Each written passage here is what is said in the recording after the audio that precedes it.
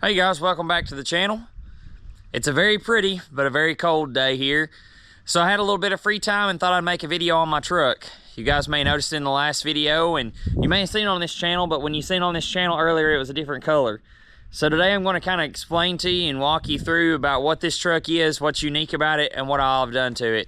So if you guys like 70s Ford, stay tuned because it's a pretty neat video. So this is my 79 F-250 Ranger. A lot of you older guys that may not have social media, but you watch YouTube, you may have seen it pop up where it talks about these trucks being dent sides, and you may be wondering, well, what is a dent side? So a dent side is a 73 through 79. If you were missing the trim throughout here, there would be a big dent. Over here on my other truck is a perfect example of that.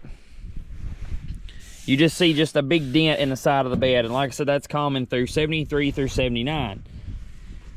Now, if it's called a bump side trucks are like 67 through 72s, where even if they don't have trim, they still have a bump that comes out. So anytime you hear dent side, they're talking about a 73 through 79.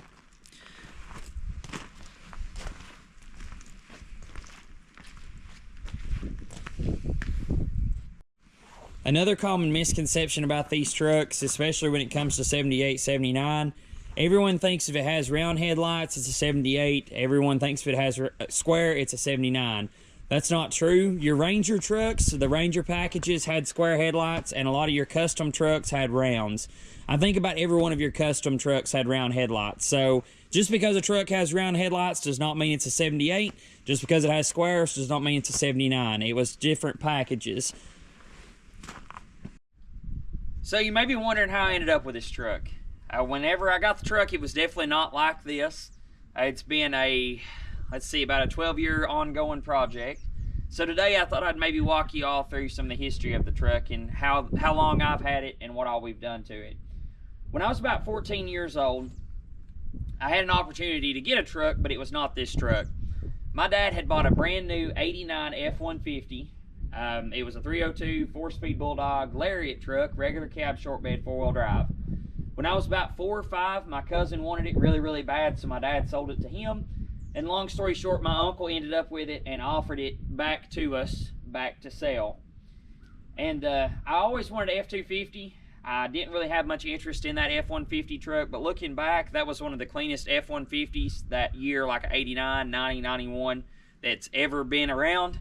It had no rust. My uncle even kept sheets over the seat. It was almost just in perfect shape. But anyways, I passed on it. I told Dad I didn't really want an F-150. I was kind of ignorant, I guess, at that point in time, to pass up such a super clean truck. And it would have been cool to actually have the only truck that my dad ever bought new again. I still know where the truck is. I don't know if I'll ever end up with it one of these days. It's sitting in the basement. The computers went out in it, and I don't think that the guys that own it now have fixed it yet. But anyways, long story short, about a year after that, when I was 15, my dad had called me one day and said, I found a truck for you, and I've bought it for you. So I was tickled to death. He told me it was a 79. I'd never really been around many 79s ever, let alone any really 70s model trucks. So this was going to be a first for me. And I was super excited until he told me that he gave $900 for it. And I said, oh my gosh. I said, $900? It can't be, much of a truck for 900 bucks. So anyways, I'll go ahead and insert a picture of it now.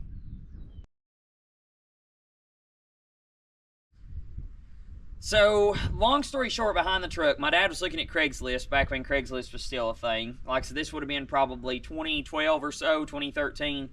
And he found this truck pop up for 900 bucks. And the dad called the guy and he said, well, I've got 2 or 3 other people coming after work. And my dad said, well, I've got the money on me. No issues, no worries. I'll come get it this evening. So my dad ended up going and buying the truck for $900. I think the guy who originally had it was going to end up putting a 12 valve in it. And when I first got the truck, that was my plans too, but it's not really that easy for a 14 or 15-year-old kid to put a 12 valve Cummins in it and not have a ton of money dumped in it either. So anyways, we got the truck. As you could tell, it was 4 different colors. It was brown and tan, red and white. They had kind of pieced the truck together and had kind of made a pretty solid truck for what it was. The bed was shot. The bed had to be held together with ratchet straps because it just fell apart. The cab wasn't too bad. The cab ended up having some holes in the floorboard, but it ran and it drove. The thing that bothered me the most was the Econoline hubcaps on it. That's what I always called them. I'm sure that they actually came on some of the OBS Ford trucks like the 95s or 96s, but I always just called them Econoline hubcaps. So I kept the truck in the same shape the way it was, and I told myself that the first thing I was going to buy was a set of Alcoa wheels that came off of a 94, 95, 96 F-250. So I looked and looked and looked, and we ended up finding a set in Nyota, Tennessee, which is real close to Sweetwater, if anybody's ever heard of that. We drove down and we got them. Now that's the first set of Alcoa wheels that I'd ever had, and if anybody's ever been around these wheels, you know that they're real bad to dull and they don't get shiny. It's because Ford had Alcoa put clear coat on them, and when that clear coat goes bad, the clear coat pits. It could also, if you put weights on the outside of the rim, the lead weights could react with aluminum. So anyway, so we actually took those wheels down and we put aircraft aluminum stripper to strip airplanes, and we put that on the wheels, let it set for 15-20 minutes, and began to scrape all the clear coat off. Do that about 2 or 3 times, and then we polished them. The trick about keeping wheels shiny once you strip the clear coat off of them is only use car wash, never use soap that has ammonia in it. But anyways, I'll go ahead and put in a picture. I found an old set of Goodyear Duratrax, and I think I ended up having like $500 in wheels and tires and everything. And that was my first big purchase for this truck, and I was tickled to death. So I'll go ahead and put in that picture of what it looked like with Alcoas on it now.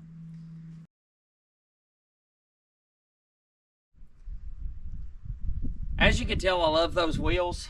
I still do. All my buddies, they used to make fun of me. They called them scrapyard wheels. But anyways, we always used to aggravate each other about them. But I really do love them. I think that they're one of the best looking wheels that you could ever put on any Ford truck. I had the wheels, but my truck was still 4 different colors. So I ended up having to do something about that. When I was 16, I decided I was going to spray paint the whole truck. I ended up finding a real pretty coppery bronze color to do the top part, and ended up finding a antique white color to do the middle. My mama had never threw away any of the newspapers, so I went down her little closet, ended up pulling up all the newspapers, taped everything up, and painted it. Now my Bondo work was horrible. I ended up having to Bondo some over here on the other side, and it was junk. But when you're 16 and you're learning, what do you do?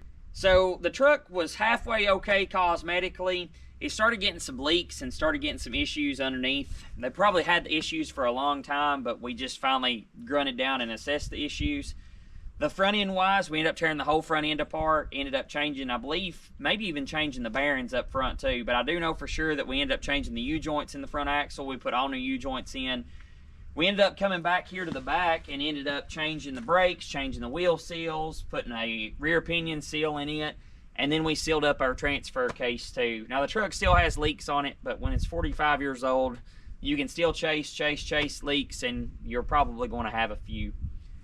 So I had the truck painted and ended up getting the truck in halfway decent mechanical shape.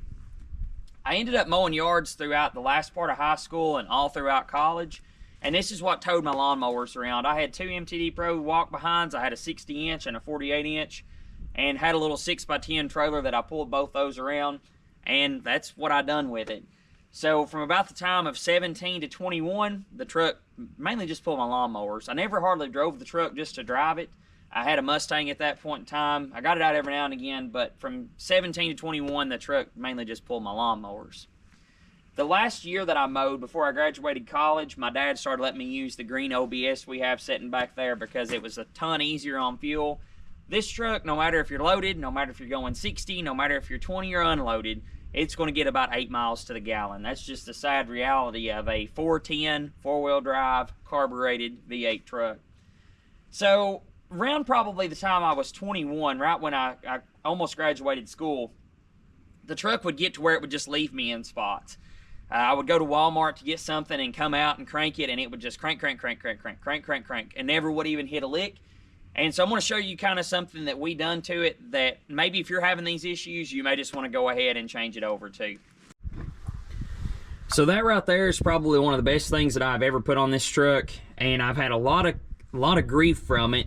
A lot of people, they get aggravated because it's a Chevrolet style distributor, but ever since I put that HEI style on it, this truck has never left me stranded. These 73 through 79 trucks, maybe earlier, maybe later, they had an ignition control module over here on the side. They're commonly known as the brain box, I guess is what a lot of people would call them. But anyways, whenever they blow and they get bad, they leak and they ooze stuff out all everywhere. And when they go bad, they won't really let your truck start. So I ended up putting one of those on. Ended up putting a 4-core aluminum radiator, just a cheap one. I think I gave like 200 bucks for it, and it has done super good, but it was still getting hot.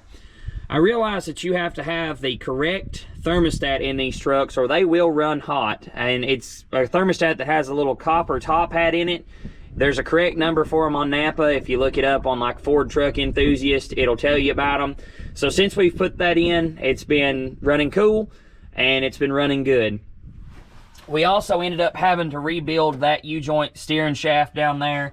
The truck, we would end up steering it, and if you steered it too much to the right, it would just hang up to the right. So we ended up taking all that apart and putting in new U-joints there. Now, if you know anything about 73 through 79s, you know that Dana 60s are very sought after. Now, this truck was pretty unique whenever it comes down to the package that the truck was. The truck was called a Snowfighter Special or a Snowfighter package because it has a Dana 60 up front and a Dana 60 in the rear. It also had an extra transcooler where it's a C6 truck. It was built for a snowplow. The only thing that it's missing right now that was on the old body is it had factory cab lights up top.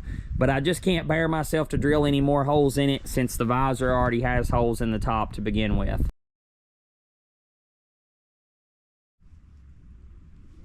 When I started teaching school, this truck kind of got put to the back burner because I quit mowing yards once I started teaching. There was a lot of things going on, I guess, in my life at that point, and something had to go, and mowing yards was one of them. This truck kind of just sat here in the driveway, and I looked at it every day when I was going to work. I ended up buying a Cat Eye Duramax. It was an LB7. It was 03, first year for the Cat Eyes. And this truck even got pushed back even more. I kept on telling myself, though, this being my first truck, I had to do something with it. So I kind of told Dad that I didn't want to fool with the old body that was on it. I'd rather just go ahead and find a whole truck that was already kind of fixed up or original. And I really wanted to go with the original brown and tan color 79, and I found a 2-wheel drive 79 half-ton up in West Virginia that had the deluxe interior, had the cool looking seats where they were brown cloth, but then it had like the tan insides of the seats. Super nice truck, and they wanted $7,500 for it. And I was actually going to go pay that for that truck, and then all of a sudden, this truck popped up. And this truck popped up in Middlesboro, Kentucky, which is a lot closer than West Virginia to me. Ended up making a deal with the boy, and ended up buying the little 2-wheel drive half-ton truck.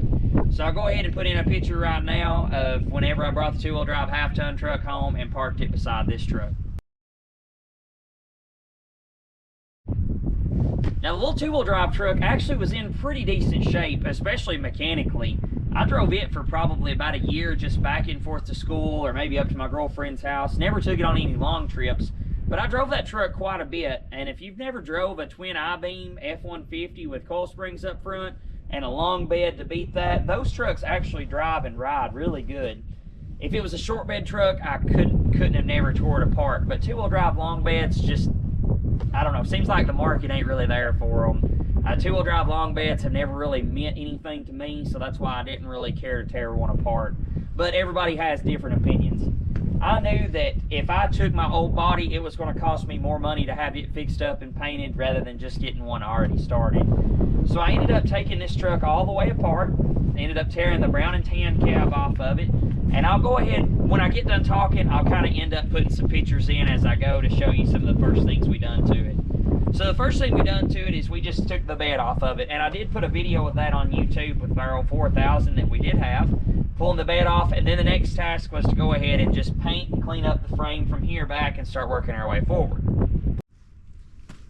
Once we got the back part of the frame cleaned up, and we took like wire wheels, grinders, wire brush, I mean everything to clean it up, and painted, we used Rust-Oleum tractor or equipment paint and brushed it on, laid down super slick. Once we got this part done, we started working our way up front here. We pulled the old front clip off, pulled the hood, then we were left with pulling the cab. Now, how were we going to pull the cab? We took my tractor and some pallet forks, and we just basically unbolted the cab, and Aaron and Dad ended up kind of guiding it, and then I lifted it up off the truck. I want to go ahead and give a huge shout out to all my friends and family that helped with this, because if it wasn't for you guys, we would have never been able to get it all back together. So now that we had the frame all the way down, now was time to really get to it and start painting.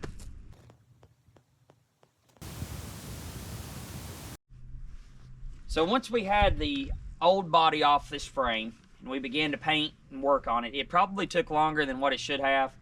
Life happened. I don't know if you guys ever get in those situations where life kind of gets busy and projects get pushed to the back burner, but this one did. Fall break came around and me and Dad both had the week off, so we kind of got some newfound wind to get started on this thing. So the next thing was we had to tear this body apart off this truck, off the F-150.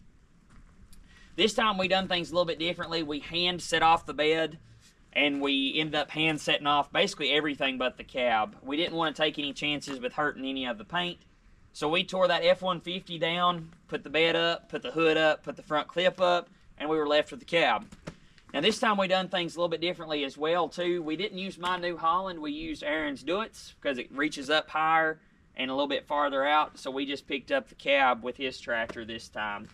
We ended up having the F-150 frame right here. We picked up the cab, pulled the F-150 frame out of the way, and just set the cab on the F-250 frame. I want to give a huge shout out to one of the delivery guys.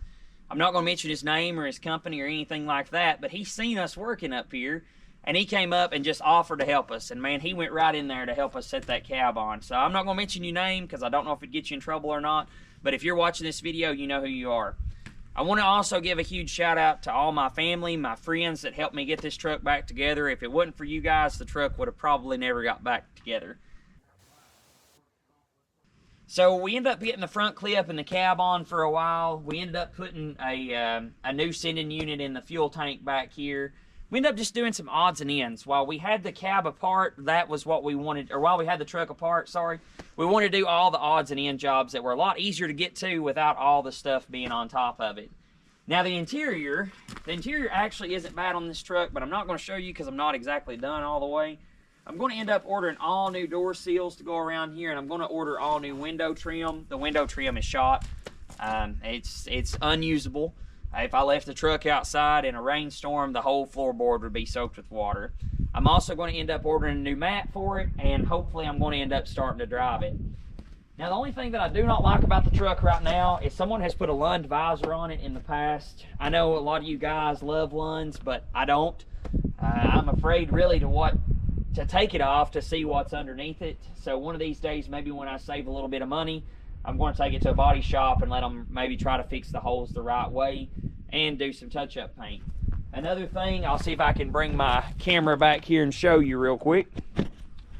I wanted to be able to use this truck, so I ended up ordering a 15,000 pound B&W receiver hitch for a drop-down bumper. Now I've got an MAAP bumper on it here, and I was worried that it wouldn't match up, but sure as the world, it matched up and fit really nice. I have a toolbox, a Tractor Supply aluminum one that I'm going to put in this, and we'll put me some rubber strips right here just to protect my paint. But hopefully one of these days I would love to have a fuel tank toolbox combo, like maybe a 35 or 40 gallon one. Both the New Holland and David Brown have got high up fuel fillers, fuel filler necks, whatever you want to call them. And I've always jugged fuel and it's never been a problem, but it's never really been something I've liked to do either. So that's one thing down the road that I would like to have. It's just something to keep 35 or 40 gallons on this truck. I also opted to not put a fifth wheel in this truck. Anyone who has used fifth wheels or goosenecks, you know it's not a matter of when or if something's going to happen, it's a matter of when. If you know what I'm talking about, goosenecks are real bad if you come in through dips. A lot of times your gooseneck will get into your bedsides and dent them and cave them in, and I just did not want to do that with this truck. So that's why I ended up putting in the B&W receiver. Now, you may be asking, what are my plans with this truck? Number one, I just want to make it reliable. I want to make sure that if I go to town, I can get back home. Number two, I want it looking better than what it did. Even though it's not really perfect up close, it sure looks a lot better going down the road. And number three, I want to be able to use it. That's why I'm putting in an electric brake system for my trailer, and that's why I put in that heavy receiver. I want to make sure that if I pull something with it, I want to make sure that it's not going to hurt, number one, somebody else, or it's not going to hurt me or hurt my stuff. Now this 400 is not going to be the biggest powerhouse, I didn't know that, but it's got the C6 and got the 410s. I may not be able to get somewhere quickly, but I will be able to get somewhere, hopefully. If I went and bought another truck, if I wanted to haul my tractors out town to get them worked on or something, I just want to make sure that this thing is actually able to do that. Now my tractors, like I said, the New Holland is the biggest one I have now, and I still don't even think it weighs really more than 8,500 pounds. So I want this truck to just be able to pull that, maybe a load of hay if I need to make a delivery or something like that to somebody, but it's not like it's going to be pulling a 100 horsepower tractor. Now you may be asking about this body swap, what's the legalities of it, and I've tried to do some research about it. The biggest thing that I found about Tennessee is that the title needs to stay with the body. All right, so this truck will be technically registered as an F-150, but if you look at it, it's an F-150 with F-250 running gear. Now I've kept the titles to both trucks, both bodies, both this one and the body that came off of it. I've kept it just to make sure if something does need to be swapped around, but I didn't change any numbers, didn't do anything like that. So that's why I'm just going to keep this body, A lot of times they don't really care much with older vehicles. Older vehicles are really kind of easier to, if you have a lost title or anything, to get for. Now newer vehicles, if you've done this on a newer truck, you'd probably come into some issues. But older vehicles, normally it's really easy to get them to work through. But yeah, so that's the story on the old truck. I hope that maybe I've kind of talked to y'all about it and maybe taught you something you didn't know. I know a lot of you guys that watch the channel, you're probably really familiar with these old trucks, but this was the truck that I really learned everything on. This is the truck that I learned basic wrenching, basic mechanicking, and even some complex stuff too. So I hope you guys enjoyed the pictures, hope you guys enjoyed the history of this truck, and I hope that you guys will enjoy seeing this truck on the channel. Because Lord willing, after this is something that me and my dad have done together, unless something just tragic happens, this truck will never go anywhere. I will probably end up dying with this truck in my possession. So I hope you guys like seeing it, because hopefully you'll see a lot of it. Anyways, hope y'all enjoyed the video. If you like it, please like it, subscribe. I've noticed a lot of people that have been watching my videos are not subscribed, so if you just click up on your TV remote or your phone, just click up and go over and hit that subscribe button. That would sure help out a lot. But anyways, hope y'all have a blessed day, and thanks for watching.